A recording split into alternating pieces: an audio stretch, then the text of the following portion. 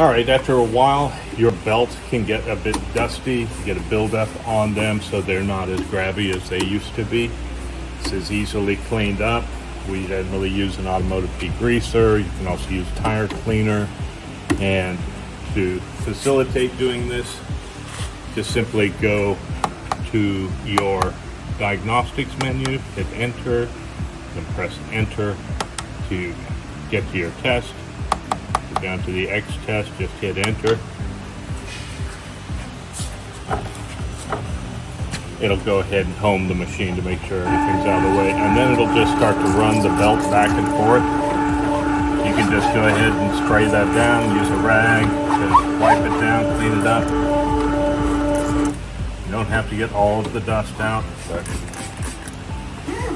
run that test over and over again.